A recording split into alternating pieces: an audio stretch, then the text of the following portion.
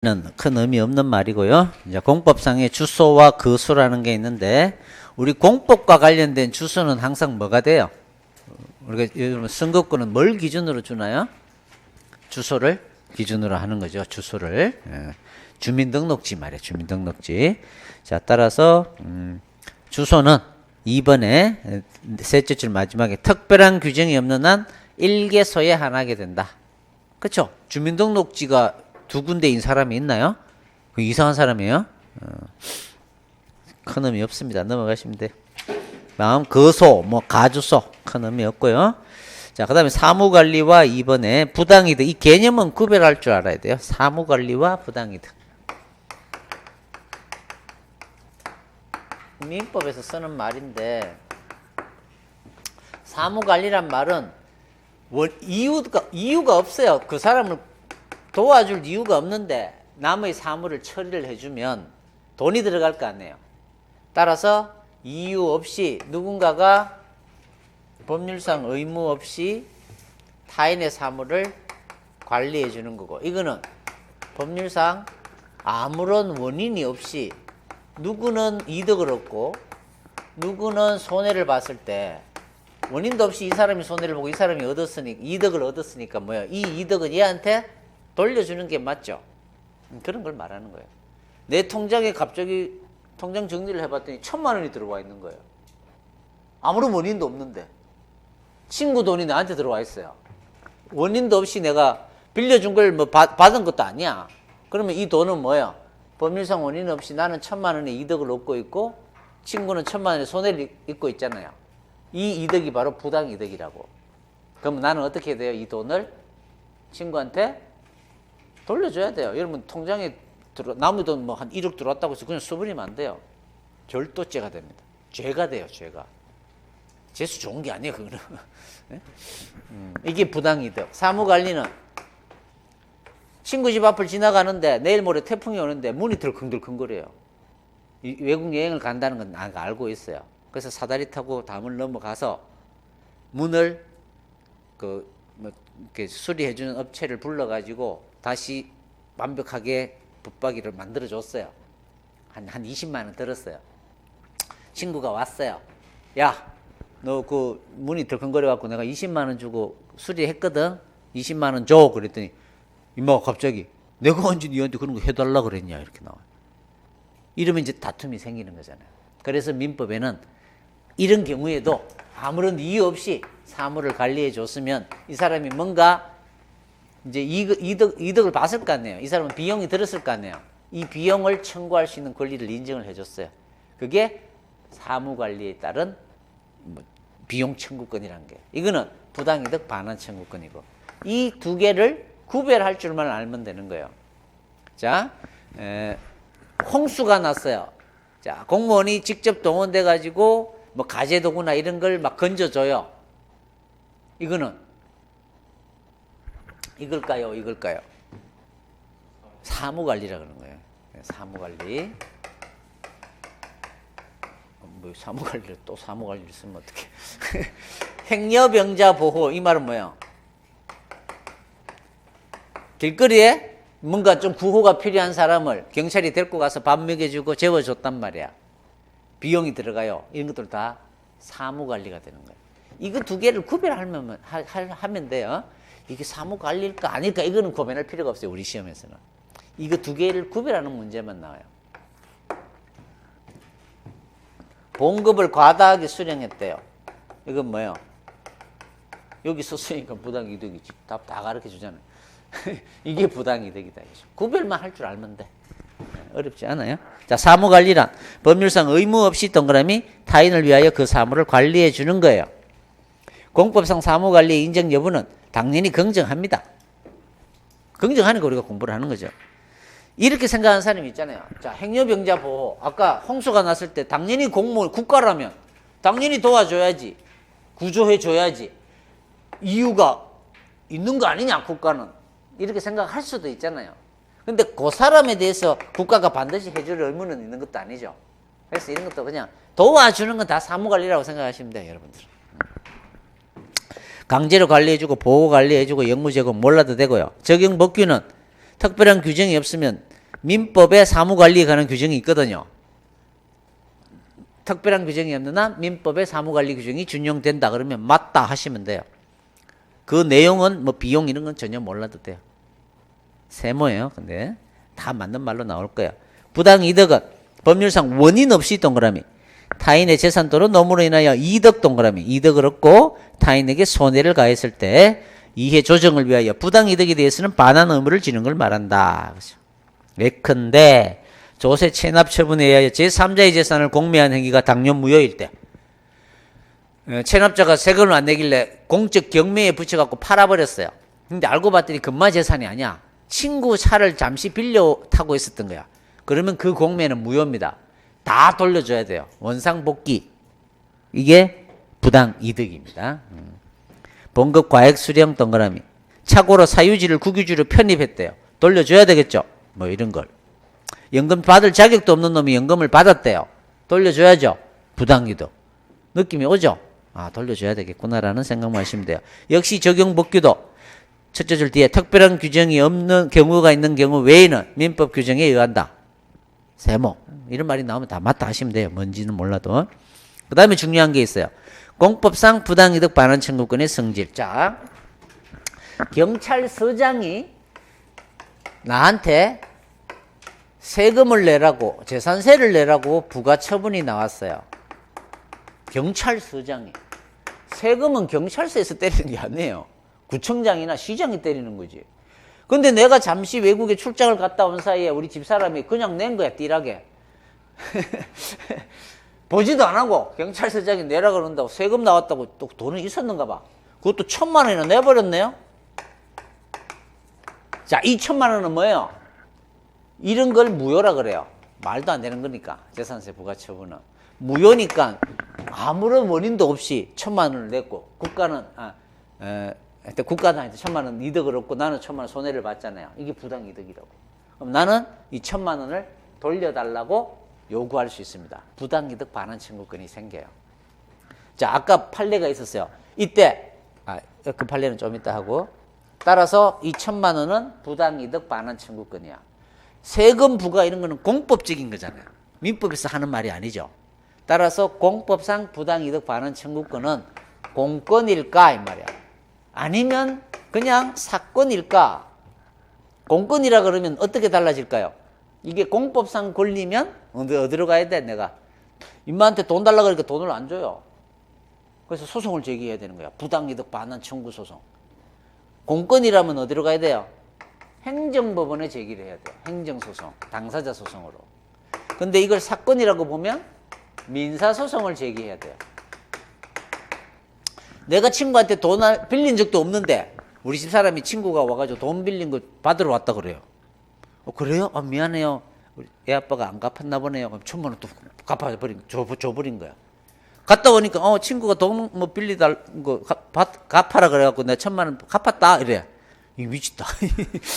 돌리도 해야 될 거 아니야. 부당이득 반환 청구권. 세금을 안 내도 되는데 낸 걸 돌리도. 결국은 돈 달라는 거 똑같죠. 그래서 우리 판례는 그 원인이 어떻게 됐든 사건이라고 봅니다. 따라서 어디로 가요? 민사소송으로 가요. 세금과 관련된 부당이득 반환도. 근데 학자들은 다 뭐라 그랬냐면 행정법 학자들은 야 이런 거는 공적인 권리라고 봐야지. 이걸 왜 행정법원으로 안 가고 민사법원으로 가는 거야 이렇게 얘기를 하는 거예요. 이거는 학자들 다수설 썰은 학자들이 얘기하는 거고 판례는 사건 학자들하고 판례가 완전히 다르죠. 그러니까 시험에 나오겠어 안 나오겠어? 맨날 나오는 거지. 안 나온다가 아니고 다르니까 판례를 물어보는 거야. 학자들의 견해는 중요하지 않아요? 실제 실무가 어떻게 돌아가는지. 그래서 여러분이 만약 이런 일을 당했을 때 어느 법원으로 가야 돼? 그냥 민사법원에 서로 제기하면 돼요.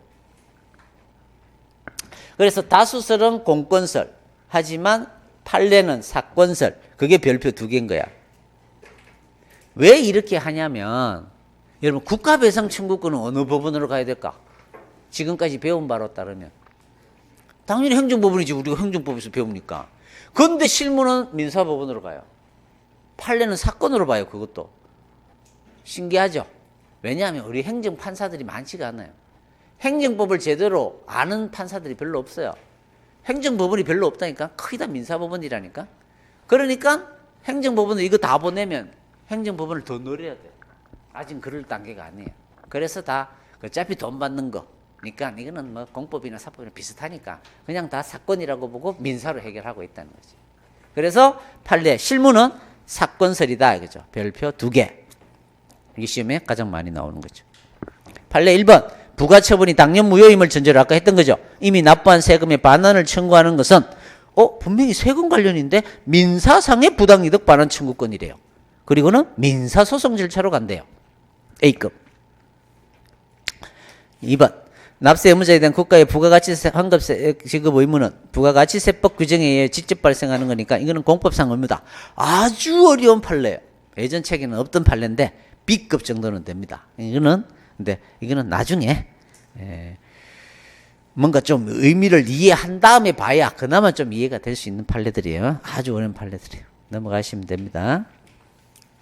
내후년쯤에는 이게 특A급이 될 건데 아직은 시험에 한 번도 안 나왔기 때문에 B급 정도라고 얘기를 하는 거예요. 중요한 판례이긴 합니다. 다음 유형은 행정 주체가 부당 이득을 얻는 경우도 있죠. 어떤 경우죠? 세금을 아까 1,000만 원 낸 거는 행정 주체가 지금 부당 이득을 얻고 있는 거예요. 봉급을 내가 더 많이 받았어요. 이거는 개인이 부당 이득을 얻는 거죠. 그렇죠? 행정 주체가 부당 이득을 얻는 경우도 있고요. 다음 페이지 사인이 부당 이득을 얻는 경우도 있죠. 동그라미 해놓으면 돼요. 다음 공법상 부당이득 반환 청구권의 시효는 역시 돈 받을 권리는 몇 년일까요? 5년이죠. 5년.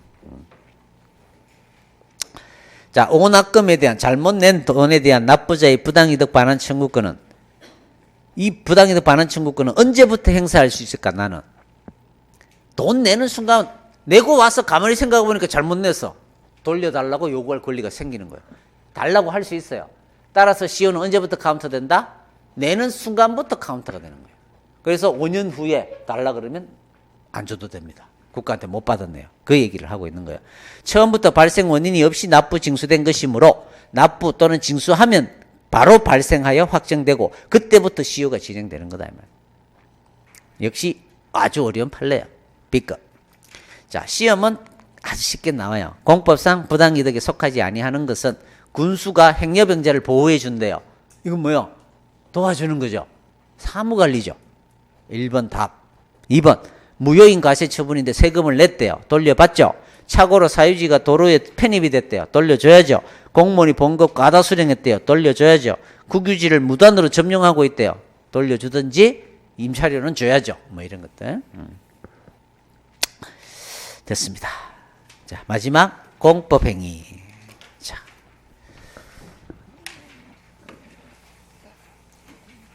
공법행위 반대말이 뭘까? 사법행위겠지, 그죠? 야, 너 집 그거 나한테 팔아라. 이건 무슨 행위예요? 사법행위죠. 집 사고 파는 매매 계약을 했어요. 사법상의 행위죠. 우리는 사법상의 행위는 그런 게 있다는 것만 알면 되지. 국가가 물건을 사고 파는 건 사법행위다. 사법관계다. 끝.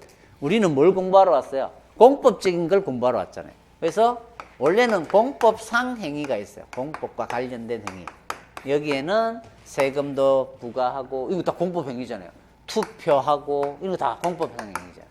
국가가 하는 국가의 공법행위. 국가가 하는 공법행위는 어떤 게 있을까요? 세금 부과 처분, 철거 명령, 여권 발급 이런 게 다 여러분이 이제 공무원이 돼서 할 일들. 사인이 하는 공법행위는 어떤 게 있어요? 여러분이 공법과 관련된 행위는 어떤 걸 하죠? 여러분이 운전면허를 발급받고 싶어요. 그러면 신청서를 내야 될 거 아니에요. 운전면허 신청. 이 신청이 사법행위예요? 뭔가 공법적인 영역에서 내가 하는 행위잖아요. 그러니까 이런 신청 행위는 다 사인의 공법행위인 거야. 그렇죠? 우리 집 소가 갑자기 침을 질질 흘리고 다리가 후들후들 거려요. 광우병인가? 아니면 구제역인가? 의심이 들어요. 그러면 우리 가축 전염병 예방법에는 뭐라고 되어 있냐면 자기가 키우는 가축이 그런 증세가 보이면 빨리 군청에 신고하여야 한다 이렇게 되어 있다. 그래야 어때요? 전염병을 빨리 예방할 수 있잖아요. 자, 신고하라고 되어 있어요. 그래서 신고했어요. 내 소가 이상해 하면서. 이 신고하는 행위는 역시 사법상의 행위는 아니잖아요. 공법상의 행위지. 그렇죠? 여러분이 86제곱미터 이하가 되는 조그만한 창고를 하나 짓고 싶어요. 창고를. 그러면 우리 건축법상 신고하여야 한다고 되어 있어요. 신고. 그래서 내가 이런 건물을 짓습니다라고 해서 건축가에다가 신고서를 내고 집에 와서 건물을 지어야 돼요. 신고도 안 하고 건물 지으면 무신고 건물이 돼서 철거 명령 이런 게 받게 돼요. 그게 신고하는 거. 역시 뭐예요? 사인의 공법행위예요. 85제곱미터 이상이 되는 건물을 지을 때는 허가를 받아야 돼요. 이거는 신고만 하면 되고, 이거는 신청을 해서 허가를 받아야 돼요. 그래야 건물을 지을 수 있어요. 뭐가 더 국민한테는 편해요? 여기 더 편하죠. 그래서 이런 제도를 만든 거예요. 옛날에는 다 허가제였는데 지금은 음식점도 어때요? 내가 식당을 하나 하고 싶잖아요. 옛날에는 다 허가제였어요. 그래서 허가를 신청해야 돼요. 그러면 구청 공무원들이 뭐라 그럴까요? 잘 안 내줘요, 허가를. 법에는 분명히 허가를 내줘야 되는데도 이건 뭐가 부족한 것 같고 질질 겁니다. 이 말은 뭐예요? 뭐 좀 달라는 거예요. 허가제로 해놓으면 이런 이제 병폐가 생기더라 이거죠. 그래서 신고제로 많이 바꿨어요. 그래서 지금은 법에서 요구하는 요건을 딱 갖춰서 신고서에다가 요건 다 갖추고 뭐 필요 서류 같은 게 있어요. 딱 갖춰서 던져주면 돌아오면 돼요. 그리고는 영업 시작하면 돼요. 이게 신고제예요.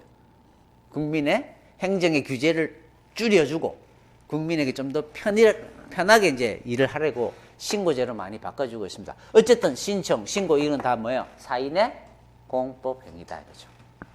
투표하는 행위는 역시 이거 사법상의 행위는 아니잖아요. 동창회장 투표하는 거는 그거는 사법 행위지만, 그렇죠? 국회의원 뽑고 대통령 뽑는 거는 공법 행위잖아요. 그렇죠? 투표하는 행위. 여러분이 공무원이 됐어요. 공무원이 사표 제출하는 거, 사직서 제출하는 행위는 이것도 공무원의 지위를 난 그만두겠다는 거니까 일종의 공법 행위라고 볼 수 있어요. 이런 것들도. 기업에서 사직서 내는 건 사법 행위고 공무원이 사직서 제출하는 건 공법 행위라고 볼 수 있다 이 말이에요. 자, 이런 행위들이 사인이 하는 공법 행위예요. 국가가 하는 공법 행위는 2편에서 배울 거야 우리가. 나중에 배우고. 사인이 하는 공법 행위들을 몇 가지 이런 것들에 대해서 어떤 문제가 있는지를 조금 적어 놓은 거예요. 자, 가장 대표적으로 의사무능력자가 신고를 했어요. 의사무능력자의 행위는 민법에서 보면 무효라고 되어 있습니다. 의사무능력자가 어떤 사람이냐면 술을 많이 먹든지 뭐 약을 먹었든지 지정신이 아닌 사람들, 지가 뭘 하는지 사리 분별을 못하는 사람들, 그런 사람이 한 행위는 무효라고 보는 거예요. 실제 그렇게 하고 있어요. 또는 6살 이런 애들이 백화점 가갖고는 밍크 코트를 하나 사온 거야. 자식이. 자, 이 매매 행위는 뭐가 되는 거야? 무효입니다. 왜? 6살. 의사무능력자의 행위이기 때문에. 그렇죠? 6살 된 애가 통신골목 와가지고 아이폰 6S를 쥐가 딱 싼 거야. 돈도 막 저금통 갖고 와가지고. 근데 이 띠란 놈이 또 팔았어. 하지만 이 계약은 뭐예요? 무효입니다. 그럼 아버지가 가가지고 아이폰 던져주고 돈 받아오면 돼요. 무효니까 할 말 없어요. 부당이득 반환 청구. 내 거는 돌려주고. 이러면 되는 거야. 민법상. 이 민법에는 이런 제도가 있단 말이야. 그러면 행정법에서 6살 된 애가 단란주점을 하겠다고 아빠 몰래 구청에다 가가지고 단란주점 허가를 신청한 거야. 이 신청의 효력이 있겠냐 이 말이야. 역시 행정법에도 없지만 민법을 특별한 규정이 없는 한 유추 적용할 수 있다. 그래서 민법에서도 행정법에서도 무효라고 보는 게 맞겠다 이런 거예요. 그 다음에 민법에는 행위무능력자는 취소할 수 있다고 되어 있어요. 이게 외울 필요는 없어요 지금. 취소할 수 있다고 되어 있어요. 이건 어떤 거냐면 미성년자들, 그 다음에 이제 낭비벽이 심한 사람은 법원에다가 선고를 신청하면 돼요. 한정치산자라는 걸 신고하면 돼요. 아니, 돈은 그래도 많이 벌어. 한 1억 벌어요. 연봉이. 근데 맨날 기부하고 지나간 사람 보면 막 도와주고 싶어서 못 견디는 사람이 있어요. 그래서 뭐 조금 힘들다 그러면 1,000만 원 줘버리고. 그래갖고 맨날 적자야. 2억씩 쓰고 돌아다녀요. 연봉은 1억밖에 안 되는 놈이. 그럼 집에 있는 사람은 답답하죠. 그러면 그 사람을 법원에다가 한정치산 선고를 신청해버리면 돼요. 그럼 법원이 그 자료를 보고 한정치산 선고를 때려버립니다. 그러면 행위무능력자가 돼요. 그러면 이제 이 사람이 한 행위들 있죠. 일일이 따라가면서 마누라가 이 사람은 행위무능력자가 한 행위니까 취소할게요. 돌려주세요. 취소할게요. 돌려주세요. 이렇게 할 수가 있어요. 미성년자도 마찬가지고. 아까 미성년자가 아이폰을 샀으면 아빠는 가면 얘는 미성년자였으니까 이 계약은 취소하겠습니다. 그러면 취소할 수가 있어요. 법적으로 가능하단 말이에요. 딴소리 못해요. 걔는 미성년자이기 때문에. 성인이 가서 샀어요. 그러면 취소할 수 있나요? 이미 뜯었는데? 안 된다 그러죠. 그렇죠? 미성년자는 그게 가능하다고, 취소가. 성년자는 취소 원인이 있어야 돼요. 전마가 나를 속였거나 내가 중요한 부분에 착오를 일으켰거나 그런 이유가들이 다 있어요. 바로 밑에 또 있는데 그럴 때만 가능하고 이렇게 돼 있어요. 그러면 행정법에도 그럴까 이 말이에요. 특별한 규정이 없는 한 적용될 수 있을 것이다. 이렇게 생각하시면 돼요. 결론은 다 이거예요. 특별한 말이 없는 한 적용될 수 있을 것이다. 우리 민법에는 대리제도가 있어요. 부산에 있는 집을 하나 사고 싶을 때 내가 직접 안 가도 되죠. 대리인 위임장 써서 다른 사람을 대리인으로 해갖고 위임장 주고 인감점에서 떼주면 그 사람이 가서 계약을 하면 돼요. 갑 대리인을 도장 찍으면 이거는 갑이 이 물건을 산 거예요. 대리를 할 수가 있어요. 그러면 행정법에도 대리가 가능할까 이 말이에요. 어떨까요? 허가 신청서 이런 거는 꼭 내가 내야 돼요? 다른 사람이 대리 신청할 수도 있잖아요. 가능합니다. 근데 투표하는 행위는 대리가 돼요? 안 되죠. 자, 이와 같이 어떤 행위는 되고 안 되는 행위도 있을 것이다 이런 거예요. 특별한 규정이나 성질에 반하지 않는 한 민법을 적용하면 되고 조금 성질상 투표 같은 거는 성질상 대리가 좀 안 맞겠다. 뭐 이렇게 가는 거죠. 그걸 외울 필요는 없어요 지금. 결론은 다 이제 민법에 관한 규정을 법률이나 성질에 반하지 않는 한 대충 적용하면 되는구나 생각하시면 돼요. 근데 민법에는 적용이 되는데 행정법에는 적용 안 되는 게 있단 말이야. 그거는 이제 시험에 나오겠죠. 딴 거는 다 웬만하면 적용이 되는데 그게 나오는 거야. 그게 이제 민법 107조에 있는 거예요. 비진의 의사표시. 이거는 민법에는 이렇게 가는데 행정법에는 이게 적용이 안 돼요. 이게 뭐냐면 이런 거예요. 비진의가 뭐예요? 진의가 아닌 진짜 속마음이 그렇지 않은 의사를 표시했어요. 그러면 우리 민법은 표시대로 효력을 발생해버려요. 표시대로. 근데 상대방이 알았거나 알 수 있었으면 효력이 없다 그래요. 자, 이건 뭐냐면 아빠가 너 공무원 시험 준비한다 그러는데 너 올해 만약에 합격을 하면 내 차 니 줄게. 종료 각서까지 썼어요. 자, 이 각서에 표시되는 거는 뭐죠? 시험에 합격하면 차를 종료하겠다는 거야. 주겠다는 거예요. 근데 아빠의 속마음은 뭐였어요? 아빠도 차 한 대밖에 없는데 너 출퇴근하기도 바쁜데 내 차를 니한테 왜 줘? 하지만 속마음은 뭐죠? 그러니까 진짜 차를 주겠다는 게 아니고 열심히 하라는 격려 차원이었다는 거죠. 근데 만약에 딸이 시험에 합격을 했어요. 아빠 차 줘 하니까 안 주는 거야. 각서까지 있어요. 소송을 제기했어요. 자동차를 이전하라라는 소송. 법원이 봅니다. 자, 민법대로 하면 어떻게 돼요? 분명히 표시된 대로 효력이 발생하는 거예요. 그러면 차량을 인도하라라는 판결을 해줍니다. 단 아빠는 안 줘도 되는 방법이 있어요. 민법 107조 1항 단서를 봐라 이렇게 얘기를 하면 돼요. 자, 단서에는 상대방이 누구예요? 그 딸은 진짜 속마음은 진짜 차를 주겠다는 의사가 아니었음을 알았거나 아무리 띨띨이가 아닌 한 아빠 차도 한 대밖에 없는데 그 뜻이 아니라는 걸 알 수 있었단 말이에요. 이걸 입증을 하면 정여로의 의사표시는 효력이 없어지는 거야. 그러면 지급하지 않아도 된다 이렇게 판결이 나옵니다. 민법은 현재 이렇게 해결하고 있더라 이 말이에요. 자, 그러면 행정법 영역으로 가도 똑같으냐 이 말이야. 어떤 여군이 있어요. 복무 연장 지원서도 내고 전역하겠다는 지원서 둘 다 냈어요. 모순이죠. 하나는 계속하겠다는 거, 하나는 그만두겠다는 거니까. 하지만 이 여군의 진짜 의사는 뭐였냐면 계속 근무하는 거였어요. 근데 이제 국방부에서 일단 형식상 이번에 신청하는 사람은 전역 신청자는 몇 명이 돼줘야 되니까 야, 그것도 같이 내는 게 좋지 않겠느냐는 이런 약간 여론이 있었던 게 너무 지시한 건 아니라도. 그래서 뭐 그래도 이거라도 하나 내놓자라는 생각을 이제 내주는 거예요. 원래 뜻은 아니에요. 근데 국방부에서 전역 수리를 해버렸어요. 사표 수리를 해버렸단 말이야. 이때 이제 여군이 이제 와서 이 전역 수리는 무효다, 위법하다라고 소송을 제기합니다. 그랬더니 국방부는 뭐라 그래요? 107조 1항 단서에 따를 때 표시대로 효력을 발생한다. 너 전역 신청서 냈지 않느냐 이거죠. 전역 수리 적법한 거다.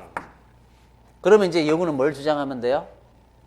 이런 의사가 분명히 있었지만 당연히 나는 복무 연장 신청서도 냈기 때문에 너는 적어도 내가 전역할 의사가 없었다는 걸 알았거나 알 수 있었지 않느냐, 국방부 니네는.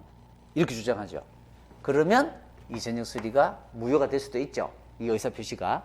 하지만 행정법에는 요것만 그대로 적용됩니다. 무조건. 이거는 적용이 안 된다고 봐요, 우리 판례가. 무조건 표시된 대로 효력 발생해요. 따라서 이거는 무조건 전역 수리 오케이 끝납니다.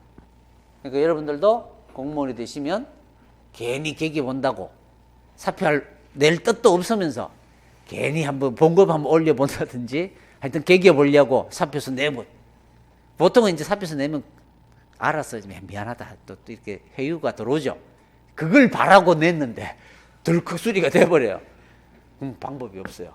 그러니까 뻘로 내면 안 돼. 왜? 107조 1항 단서가 적용이 안 되기 때문에.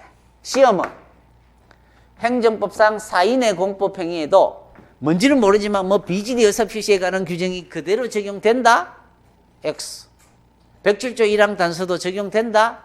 X. 적용되지 않는다. 암기. 뭐 별것도 아닌데 괜히 오랫동안 얘기를 했나?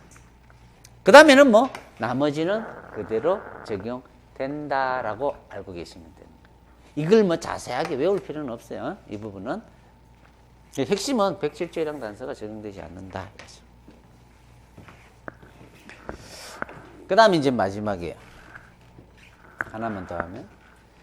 자, 사인의 공법 행위가 있어요. 신청, 신고 이런 게 있단 말이야. 이게 무효였어요. 아까 예를 들어 제가 뭐라고 들었죠? 6살 된 애가 단란주점을 하겠다고 허가를 신청했어요. 자, 그 신청은 민법을 특별한 규정에 적용하면 되니까 우리 행정법에서도 의사무능력자가 한 행위는 이거 효력을 줄 수가 없는 거야. 그래서 무효라고 봅니다. 우리 형법에서도 어때요? 의사 능력이 없는 상태.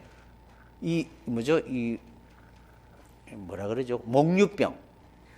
목류병인 사람들은 자기가 뭘 하는지 모르잖아요. 깨어나가지고. 그런 상태에서 사람을 누가 죽였어요. 이 목류병 환자가. 그러면 그 사람을 살인죄로 처벌할 수가 없어요. 왜? 그 사람은 의사 무능력 상태였기 때문에. 처벌 안 해요. 뭐 치료 가무나 이런 건 하지만 무죄 판결이 나옵니다. 자, 똑같이 우리 행정법에서도 사인의 공법행위가 그런 자신이 뭘 하는지 모르는 상태에서의 행위는 무효라고 봐요. 근데 아까 뭐라 그랬어요? 6살 된 애가 이렇게 단란주점 허가를 신청했더니 이 시장놈이 미쳤는지 단란주점 허가를 우리 딸한테 내준 거야. 허가가 나왔어요. 허가 하면 도장 꽝 찍혀가지고. 이러면 이 허가는 효력이 어떻게 되냐 이 말이야. 이게 무효였는데 이 허가는 어떻게 되느냐 이 말이야. 자, 이걸 일반화시키면 사인의 공법행위에 어떤 문제가 있을 때 이에 기초하여 행정청의 어떤 행위가 나올 거 아니에요. 이 행정청의 행위도 영향을 받냐 안 받냐 이거예요. 이게. 자, 결론을 먼저 외우죠. 이게 무효면 당연히 이 단란주점 허가도 무효입니다. 무효예요. 무효면 무효라고 봐야죠. 6살 된 애가 단란주점 허가를 신청했다고 해서 그 허가가 나왔다고 해서 6살 된 애한테 단란주점 허가가 유효할 수는 없잖아요. 무효면 무효예요. 근데 내가 누군가한테 전화를 받았어요. 그 놈의 목소리야. 너 내일까지 무슨 허가를 신청하지 않으면 너 애 무슨 초등학교 다닌다며. 그 애 재미없을 줄 알아. 이렇게 얘기를 하는 거야. 뭐 그런 일은 없겠지만, 뭐 신청하라는 얘기는 없겠지만, 예를 들면, 그래서 쫄아가지고 어때요? 신청을 했어요. 그랬더니 허가가 나왔어요. 이럴 때는 어떻게 될까요, 말이에요? 이럴 때. 이 신청은 아까 제가 얘기를 안 했는데 여기에 사기나 강박, 이런 협박을 받아서 한 의사표시는 역시 취소할 수 있습니다. 민법상. 취소를 하는 걸 할 수 있어요. 근데 취소를 안 하면 그대로 살아있는 거예요. 따라서 이 신청은 취소되기 전까지는 취소 안 하면 그대로 유효한 거예요. 문제는 좀 있었지만. 그래서 이 허가가 나왔다면 이 허가는 일단은 유효한 거다. 만약에 이 신청 행위를 취소를 하면 그때는 이 허가도 없어지니까 이것도 없어진다고 보면 될 것이다. 자, 그래서 정리하면 무효면 무효고, 이런 약간의 하자가 있는 경우는, 문제가 있는 행위는 그대로 일단은 유효하다. 이게 답이야. 결론이야. 자, 근데 두 가지를 나눠봐야 돼요. 자, 이래와 같이 사인의 공법 행위가 어떤 행정작용의 요건이 되는 행위예요. 자, 허가라는 건 가만히 있는데 허가가 나오질 않죠. 단란주점 허가가 나는 가만히 있는데 아무나 불러가지고 너희 뭐 단란주점 해 하면서 허가를 주지는 않잖아요. 항상 전제가 뭐예요? 누군가가 신청을 해와야 해주는 거예요. 따라서 이 사인의 공법행위는 어떤 행정작용의 전제 요건이 되는 경우란 말이야. 자, 이런 경우는 이게 무효면 이것도 무효예요. 이게 취소 사유에 있는 이런 하자가 있으면 취소되기 전까지 일단은 유효해요. 이게 지금까지 본 거야. 그런데 시험은 이게 많이 나와요. 우리 집 애가 6살인데 이 앞산을 이렇게 등산하는 걸 너무 좋아해요. 새벽에 일나가지고. 제일 먼저 일나요, 막. 근데 겨울에 입산 금지를 시켜놓은 거야. 산불 예방 뭐 이런 걸 해가지고. 애가 막 몸이 근질거려 미쳐. 3월달이 됐는데도 입산 금지 해제를 안 해주는 거야. 우리 딸이 참다 못하고 신청서를 하나 작성했어요. 입산 금지를 해제해달라고. 그리고는 시청까지 갔어요. 해제 신청을 한 거야. 시장이 지나가다가 이 애를 본 거야. 너 왜 왔니? 했더니 저 앞산에 입산 금지를 빨리 해제를 안 해줘서 몸이 근질거려서 미치겠다고. 해제 좀 빨리 좀 해달라고 신청서 내려왔다 이거지. 그러니까 알았다. 보자. 신청서를 갖고 갔어요. 시장에. 쭉 읽어보더니만 입산 금지 해제를 해줬어요. 어떻게 될까요? 사인의 이런 신청 행위는 아까 6살이니까 뭐라 그랬어요? 무효라 그랬잖아. 그러면 입산 금지 해제도 무효예요? 입산하면 안 돼요? 어떨까? 자, 입산 금지 해제라는 건 반드시 누군가의 신청이 있어야 입산 금지 해제를 해주는 건 아니죠. 이거는 행정청이 알아서 판단하는 거예요. 이 신청은 진짜 공식적인 신청이 아니죠. 그냥 동기에 불과하다 이 말이에요. 없어도 되는 행위, 힌트를 준 행위, 그냥 한번 요청한 행위 이런 의미예요. 없어도 되는 행위예요. 그냥 전화 한 통해서 해주세요 이런 쪼르는 행위에 불과하단 말이야. 이런 쪼르는 행위는 무효더라도 이 행정행위는 전혀 영향을 받지 않는다 이거죠. 결론은. 무슨 말인지 알겠죠? 자, 시험은 이렇게 말이야. 그 사인의 공법행위가 이 행정행위의 동기에 불과한 경우에도 사인의 공법행위가 무효면 이에 따른 행정행위도 무효다 이렇게 시험 문제를 낸다고. O야 X야? X지. 그렇죠? 동기에 불과한 경우는 이게 무효든 뭐든 영향이 없잖아요. 이거는 그냥 그 자체로 유효한 거다 이렇게 봐야겠다. 됐죠? 자, 이 부분이 이제 시험에 그나마 가장 많이 나오는 파트. 자, 151페이지. 공법행위란 공법적인 행위를 말하는 거예요. 공법행위 종류 몰라도 돼요. 행정주체가 하는 공법행위가 있을 것이고 사인이 하는 공법행위가 있겠죠. 단독, 쌍방 나중에 배웁니다. 자, 이 중에서 행정주체가 하는 공법행위는 2편에서 배우는 거야. 행정작용이 바로 행정주체가 하는 공법행위야. 이따가 배우자 이거죠. 다만 여기서는 사인이 하는 공법행위를 좀 빼가지고 한번 조금 논의를 해보자 이거죠. 자, 사인의 공법행위란 공법적인 관계에서 공법적 효과 발생을 목적으로 하는 사인의 모든 행위를 말한다. 그렇죠? 큰 의미 없고요. 다음 페이지. 이런 사인의 공법행위는 행정행위 아직 안 배웠어요. 우리가 행정행위에 인정되는 특수한 효력인 공정력, 확정력, 강제력 등은 부인되며 행정행위가 아니니까 행정행위에 관한 법원칙은 적용되지 않는다. 별표. 1번 별표예요. 시험은 사인의 공법행위에도 확정력, 공정력 등이 인정된다 이렇게 내요.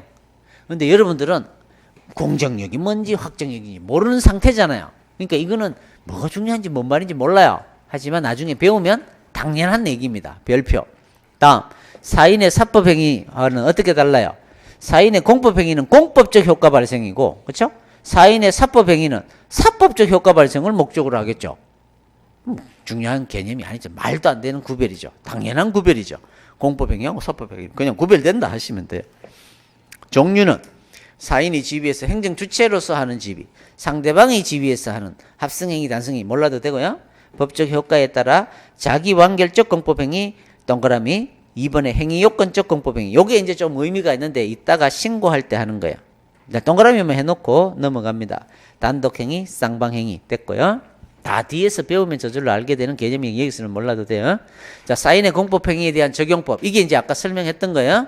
사인의 공법행위에 적용할 일반적인 통치 규정은 없으므로 자, 특별한 규정이 없는 한 민법의 규정이 직접 적용될 것인지. 결론은 특별한 규정이 없고 성질에 반하지 않는 한 적용된다라고 알고 계시면 돼요. 하나 적용 안 되는 게 뭐였어요? 비진의 의사표시. 이제 그 부분은 좀 이따 보면 되겠죠. 자, 의사능력, 행위능력 1번만 동그라미 할까요? 사인의 공법행위도 의사능력이 필요한데 의사능력이 없으면 무효다. 이건 다 무효라고 봐요. 그것만 알아놓으면 돼요. 행위능력이는 몰라도 되고. 대리 첫째 줄 대리를 금하는 특별한 규정이 있거나 다음에 대리에 친하지 아니한 경우를 제외하고는 허용되겠죠.